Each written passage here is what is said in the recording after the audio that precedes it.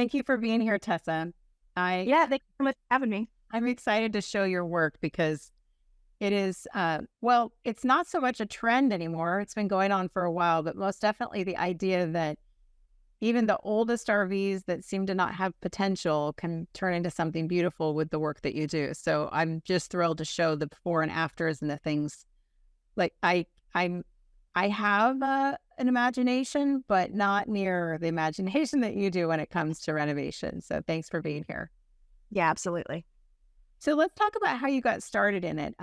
You don't live in an RV, you don't travel in an RV, but it's the work you do literally in your yard. You bring the RV to your home in South Carolina and do the work from there. So how did that even get started, and what made you decide to focus specifically on RVs as opposed to other markets or other ways of doing renovation? Yeah, so my background is with home renovations, and I've been in the interior design world because of my parents for my whole life. So that just came kind of second nature to me. When it came to the RVs specifically, it was such a random thing that I stumbled on. My husband and I, when we moved to South Carolina, we lived in a tiny house for almost a year. So I had some experience with living small, but I just came across an RV for sale online. One day it was a good price, and I don't know what possessed me to go look at it. But I thought, yeah, let me just check it out, see what I could do. And I just envisioned a whole space the second I walked in. And I was like, surely this has to be a thing that, people are doing. And I looked around. I didn't really see the home-like space that I was envisioning. And I thought, might as well give it a shot. So I bought that RV. I had it transported to my house. It took me 6 months on my first renovation. And yeah, it sold within 24 hours with a great profit. And I thought, this is something that I have, and I Something, enjoyed it. yeah. Yeah, I went from there.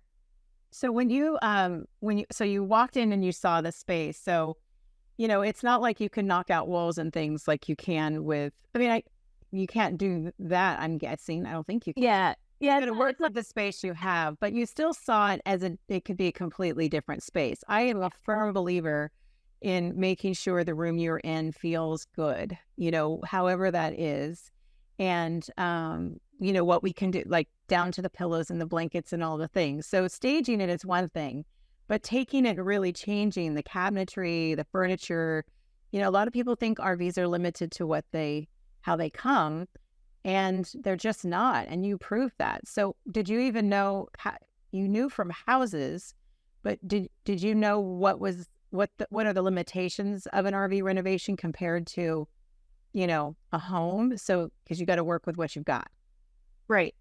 There's a lot to learn. It was a learning process on the first one specifically. So with RVs and campers, weight is a huge issue. Mhm. Obviously, you can't just throw in anything you want and then travel down the road with it. So, weight every single time I like to tell people, when I'm doing design consultations, I say it's like designing a house that is 100% guaranteed to get hit by an earthquake. Because when you're going down the road, the Yeah. traveling really is like an earthquake. So Okay, yeah, look at it. yeah, so it's a lot of things to consider, and that's why the first one took me so long, I think, because I was learning as I was going. But what I like to tell people is that I create luxury tiny house spaces, and I think, yeah, decor, pillows, how your space looks is so important. But if it's not practical, it's also not inspiring. So you have to take all those things, balance them, and then really it's so worth it because at the end of it, the space, when it's practical and beautiful, it's awesome. Now, do some people bring you their RVs to renovate, or do you still buy them and renovate and sell, or both? I do both. Typically, I prefer to buy my own rigs, design them my own way, and then sell them. Since 2021, when I've started, I've done 5 or 6 of my own. And then I've also done like 4 custom jobs where people have brought their rigs to me and I've customized them. What's the farthest someone's traveled to bring you their rig? I've actually done 3 from Texas. Okay, And so yeah, that's a little. I've done North Carolina, Florida, more upstate. Yeah. yeah, I feel like that for something like that, I would be willing to drive and take my RV to you so that you'd know Yeah. it's getting done right. Yeah. When we take a break, we'll talk more about just your process, and then we're showing pictures throughout and video of the work you do. We'll be back in just a moment.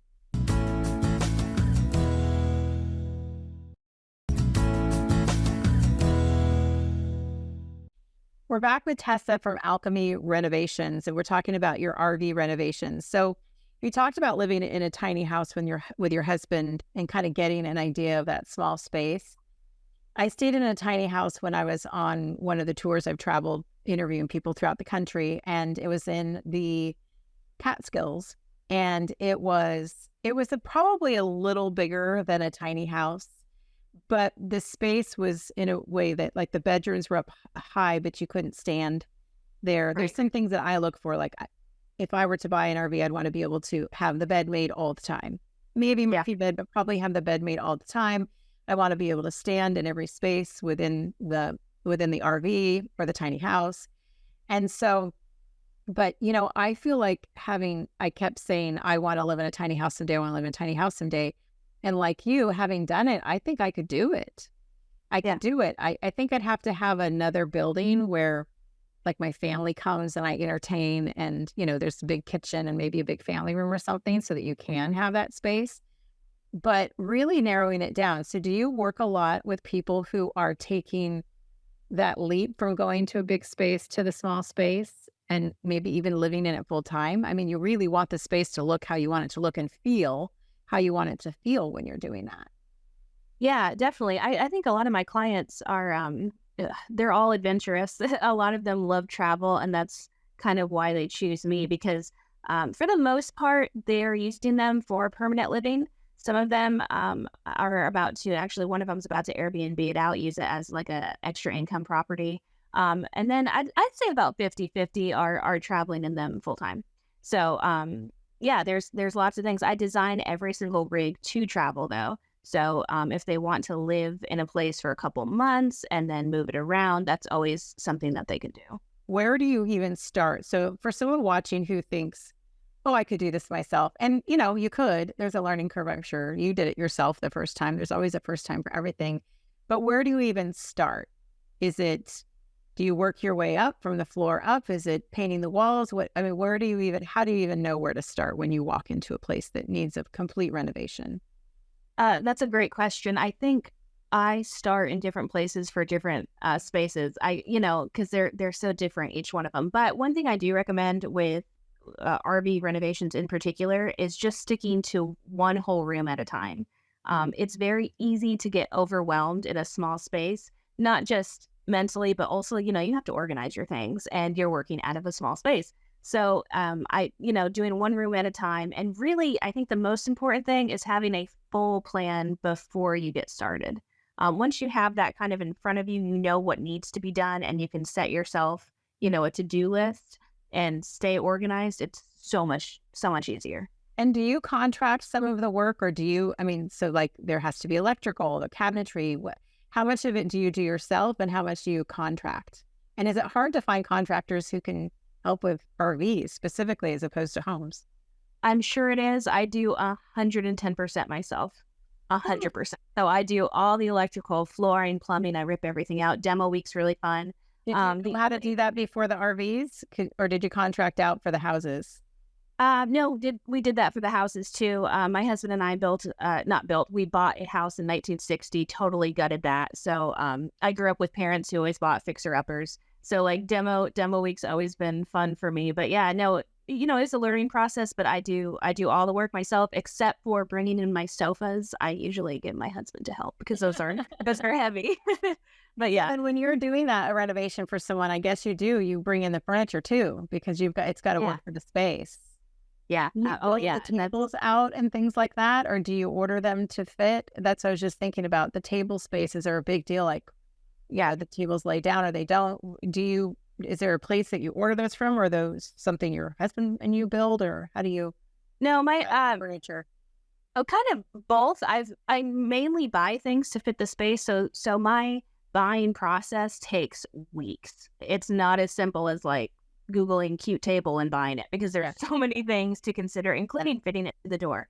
Think about that.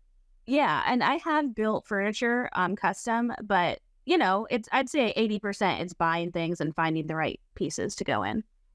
When you finish a project and, everything's wrapped up and do you ever do you ever second guess or think? Because sometimes I'll do a room and just in my house and I might paint it twice or something Yeah. because the paint wasn't quite what I had in mind or something. But are you pretty decisive? You have like you say, you plan it out so well beforehand. Um, so when it's all said and done, I'm always super happy with the end result. But there's always this like limbo phase where things are still kind of messy and I have a few things up and I'm like, oh no, did I mess this up completely? And I hate it.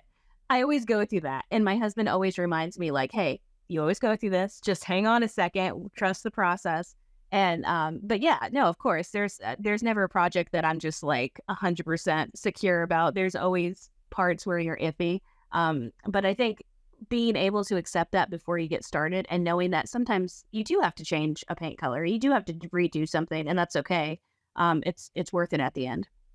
I was thinking when my son left home for college, I would get a tiny house and travel. And I had some friends here, and he was saying you can't travel in a tiny house. It's too heavy. It's too this. It's too that. You got to just get it to where it needs to be, and then it stays there pretty much. Because a lot of tiny houses have, they have tile and things like that. That like you said, it's an earthquake going down the road. But I follow a lot of van lifers too.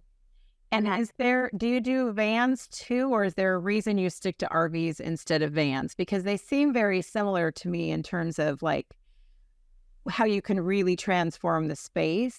Mhm. They always look so much bigger on Instagram, right? The vans do. Yeah. So Yeah. really small. But even RVs these days, you can see them with granite countertops and a fireplace and a big screen TV. I mean, whole families live there. Right. So what made you decide on RVs as opposed to some of these other really popular ways, or would you do a van if someone asked you to? So I don't do vans right now, and I guess my true reasoning behind it, which might not sound very thought out, I just don't have a lot of passion to do vans. I don't know why. I think it's just the size.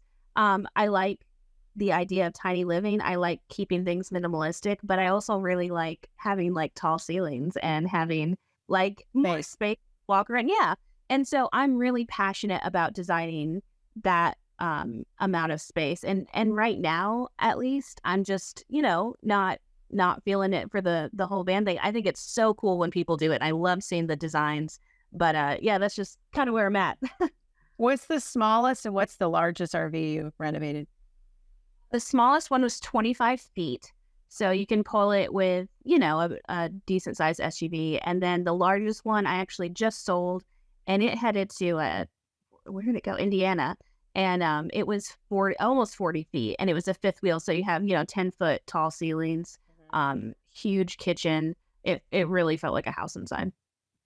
Let's take a break. We'll be back in just a moment.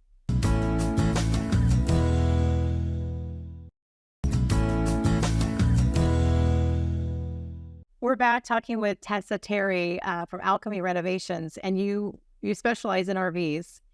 And let's take a deeper dive into paint. It sounds like, how do you dive deep into paint? But the transformation, just like in the video that we're watching now, the transformation of paint, obviously there's flooring and there's other things that are added, but are you always surprised, or are your clients surprised what a difference paint can make? Because it makes that difference in a house. Of course, it's going to make it in an RV.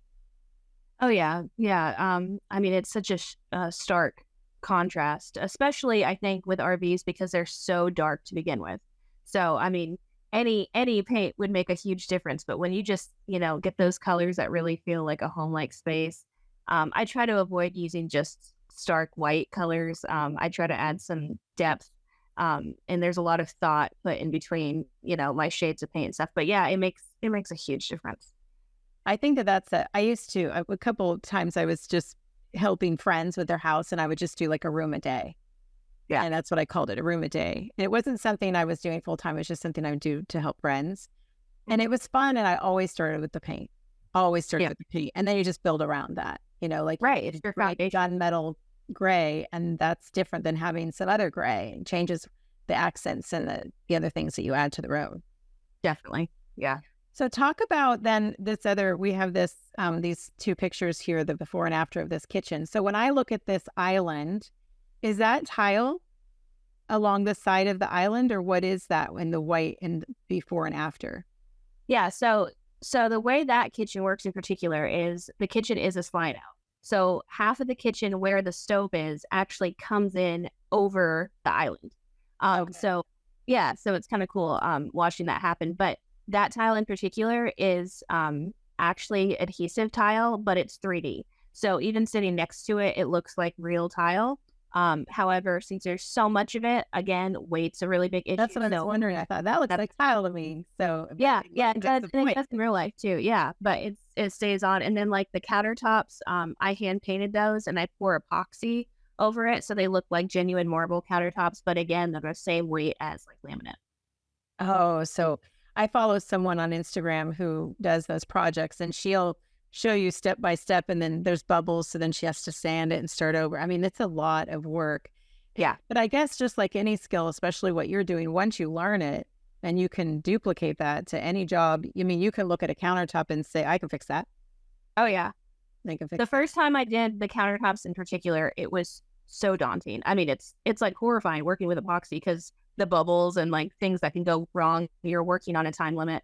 Now I'm used to it, now it's fun. It's like a painting project, but yeah, the result of them is gorgeous in life as much as it is on pictures. Now let's talk about your family's business. We just have a little bit of time left. Talk about your Yeah. family's business and how, I mean, obviously you said that you've, kind of grown up with renovation and things, seeing things like that. But let's talk specifically about your parents' business and you as a designer. Yeah, so before I was born, my parents started a Victorian lampshade company. They make high end lampshades that are now all over the world. They started by bending wire hangers and covering them back in 1990. So I grew up around a lot of color. I grew up around my mom always designing things. I worked around also seeing other designers do jobs like our lampshades are in Disney World. We just got to do the new Haunted Mansion movie. So all the lampshades that you see in there are ones I made. So it's really cool. You just get to work with a lot of people, but that's always just been second nature to me is color and putting things together. And I really appreciative for that business because it shaped me. A lot of times people don't realize, I mean, they have to get those designs from somewhere. I started an alphabet pillow company, seems like 100 years ago, but it was in 2003. And I designed pillows in shapes of letters of the alphabet from a pattern that I'd made in home ec in high school. And so I just took the pattern and made it more whimsical. But there's architecture in making a C stand up on itself, right? And not Yeah. fall over. And it took, I mean, the whole entire alphabet, it took forever. But I ended up making the E pillow that's on the Friends show on Joey and Rachel's wall, if you've ever watched Friends. Yeah, of course. That's awesome. And what's a cool thing about that is that, I didn't know that companies were lining up trying to get their stuff on the show. Or I might have done it. But back then, I just picked up the phone, asked for the set decorator friends. They put him on the phone. I had this idea. He said, send me some. So I made sure I sent him enough colors. And one of the coolest things I think about that experience, well, for one, it was a decision maker in my business. Like, okay, if get it on a TV show, go for the best one. And if they say yes, then I'll start a custom website. But when they did the reunion a couple years ago, 20 years later, they still had the E. And they turned it around to the denim side. And I was like, well, that's really cool. And, it's cool because there were a lot of us like yourself, stay-at-home moms who were starting businesses and were really launched because of, the television movies, like you're saying, they need this. They need the set stuff. They don't want to have to go looking for it if you can provide it for them. Right. Yeah. And they a lot of times want very custom things. That's what makes the details of the shows so cool. So it's not going to be a run to a store. They source them somewhere and it's really cool to work with them. Yeah. Yeah. Your parents still run that business too? I mean, they obviously do. You say they do, but and they've been doing it all these years together. All these years. Yeah. Yeah. And you should have seen the first ones that they made, like the colors of like hunter green and, what was big in the 90s. Sure. How far they've come. I mean, they're gorgeous, but yeah, they do it out of their home. So last bit, we just have like a minute and a half left. Tell me, what would you tell someone who's just starting out who wants to do a renovation of their own RV, who doesn't know how to do the electrical and all the things that you do? So that it's going to have to be just aesthetics, right? We're not going to be moving cabinets, anything like that. What's your advice to them, and where would you start? And what are the kind of like, is hypoxia the thing you'd want them to learn if they're only going to do it one time to be able to change up the countertops? Or where would you even start? Or what are those things that you'd be willing to learn how to do to really change the space? So I think learning how to properly paint is huge. Yeah, the epoxy thing's really cool. Just doing your research and really learning and making a plan beforehand is huge. So I do design consultations myself. The reason I started that is because that's something I wish I had on my first renovation. I am I do custom Zoom chats with people. So like they tell me exactly what they need. Some people don't want to paint. Some people want to keep their floor. And I just kind of meet them where they're at and help them. So, that's available, but also just doing your research and learning the proper way and expect, things to not always go as smoothly as planned. And yeah, it's a fun process. They just have to be prepared for it. And sometimes you can use what you've got. I remember when I was renovating the house I lived in before this one, I was ripping out the laminate floors, putting in real hardwood floors. And my mom was taking the floors as we were ripping them out and putting them in their RV and Yeah, there you starting go. over and putting them in. I don't know how she did it. She's very, very talented. But, taking, maybe you're not going to rip out the floors in your house to put them in your RV, but there's certainly things that you can utilize that you already have for the space that, you want to feel like home. Yeah. 100%. Yeah. Yeah. And it's such a fun process to do. Yeah. Well, I appreciate you coming here. I love your work. I love following you. Thanks for coming on the show. And then, yeah, keep up the good work. I'm going to just keep following and try and get inspired for when maybe someday I am on the road again more frequently. Absolutely. I'm here for it. Thank you for having me. All right. Thank you so much.